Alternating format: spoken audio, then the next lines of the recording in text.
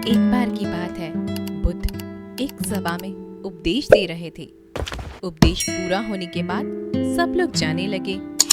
तभी उन्होंने देखा कि एक आदमी एक कोने में बैठा हुआ है। बुद्ध उसके पास गए और उससे पूछा कि क्या हुआ, तुम इतने दुखी क्यों हो?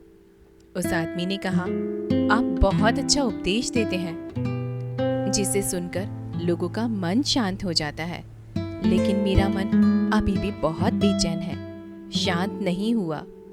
बुद्ध मुस्कुराए और बोले, इस दुनिया में किसी के मन को शांति नहीं है। कुछ लोग सोचते हैं कि उन्हें शांति मिल गई।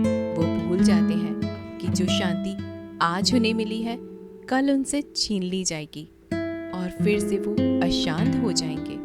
कुछ लोग जिनके पास शांति है, वो आगे का सोचकर अशांत हो जाते हैं कि ये शांति चली जाएगी। तुम किस बात से अशांत हो? ये सुनकर उस आदमी ने कहा, बुद्ध, मुझे एक गंभीर रोग है। वैद्य जी ने कहा है कि मेरे पास केवल 7 महीने हैं, जिसमें से 3 महीने खत्म हो चुके हैं, क्योंकि मेरे जाने के बाद मेरे माता पिता और मेरे बीवी बच्चों का क्या होगा, ये बात मुझे बहुत परेशान करती है। बुद्ध ने कहा, तुम इसी बात से परेशान हो? उस आदमी ने कहा, नहीं बुद्ध, सच तो ये है कि मैं अभी मरना नहीं चाहता। मेरे अंदर मौत का डर बैठ गया है। बुद्ध ने कहा, मरना तो एक दिन सबको ही है, ये बात सब जानते हैं। मृत्यु को तो कोई भी नहीं चाहता। कई लोगों को तो ये भी पता नहीं कि उनकी मृत्यु कब होगी। तुम्हें तो उसका भी पता है, लेकिन मृत्यु के बारे में कुछ कहा नहीं जा सकता। और तुम तो जानते हो कि तुम्हारी मृत्यु कब होगी। क्या तुम्हें पता है कि तुम कल का सूरज देख पाओगे या नहीं देख पाओगे? आदमी ने कहा, मुझे मालूम नहीं है बुद्ध। तभी बुद्ध ने कहा, अगर तुम्हें तुम्हारी बीमारी के बारे में पता नहीं होता तो तुम अपना जीवन खुशी से बिताते ना। अभी भी वही करो। आगे का मत सोचो, अपने आज को भरपूर जियो। जो जीवन शेष है उसे खुशी से जियो। जो मिल रहा है उसे स्वीकार करो। वो आदमी बोला, बुद्ध, अभी तो मैंने अपने जीवन के सिर्फ 35 वर्ष ही जिए हैं। मैंने अपना जीवन ठीक तरह से देखा भी नहीं। मैं अभी कैसे मृत्यु को प्राप्त हो सकता हूँ? बुद्ध ने कहा, क्या तुम्हें पता है कि तुमने ये 35 वर्ष कैसे निकाले? कब ये समय बीत गया? तुम्हें तुम्हारे जीवन के कुछ खास पल ही याद होंगे। तुम्हें तुम्हारी जिंदगी का एक एक पल याद नहीं होगा कि तुमने कैसे जिया, क्योंकि तुमने अपना जीवन होश पूर्वक कभी जिया ही नहीं। अगर तुमने अपना जीवन होश में जिया होता तो ये 35 वर्ष तुम्हारे लिए 35,000 वर्ष के बराबर होते और प्रत्येक दिन तुम खुशी से जीते। लेकिन तुमने सारा समय नष्ट कर दिया और अब मृत्यु से तुम भाग रहे हो। याद रखना, जीवन और मृत्यु दोनों ही उपहार है। तभी उस आदमी ने कहा, मुझे आपकी बात नहीं समझ में आई। जीवन एक उपहार है, ये तो मुझे समझ में आता है, लेकिन मृत्यु भी उपहार है, ये कैसे हो सकता है? जब ये आदमी बुद्ध से बात कर रहे थे, तभी उस आदमी के पिता वहां आ गए और उनकी बातें सुन ली। बुद्ध ने कहा, वास्तव में मृत्यु जागरण है। तुमने अपने जीवन के 35 साल जी लिए, लेकिन कभी भी जीवन के बारे में विचार नहीं किया।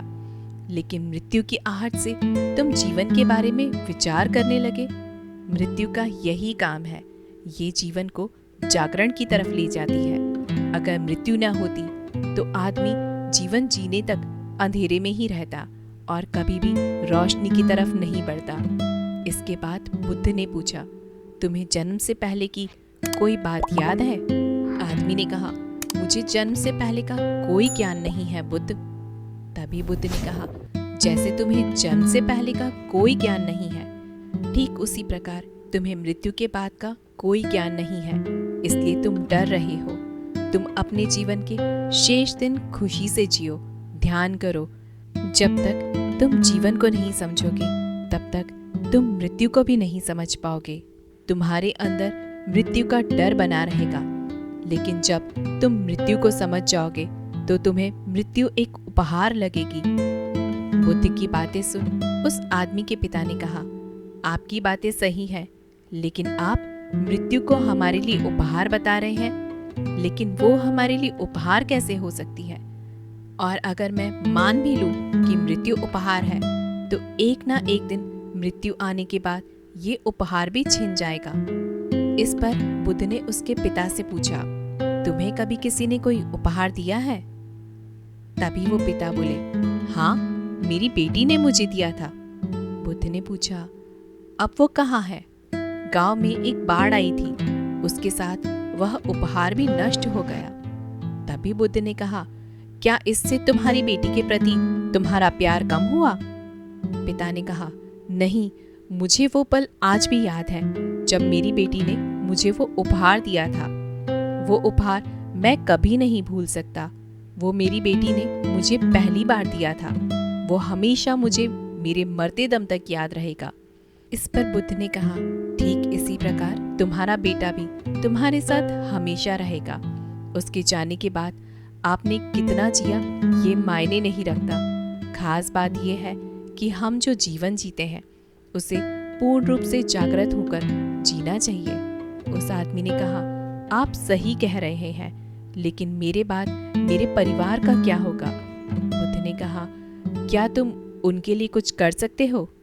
तभी आदमी ने कहा, शरीर से तो मैं अब कुछ भी नहीं कर सकता।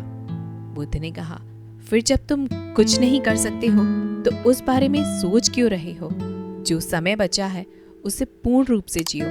इस दुनिया में कोई भी किसी के लिए कुछ भी नहीं करता। सबको खुद अपना जीवन जीना होता है।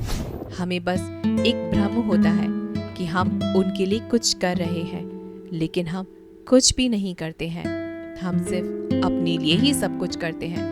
अगर आज तुम अपने परिवार के लिए जमीन जायदाद इकट्ठा कर रहे हो तो ये तुम उनके लिए नहीं, यह तुम अपने लिए कर रहे हो।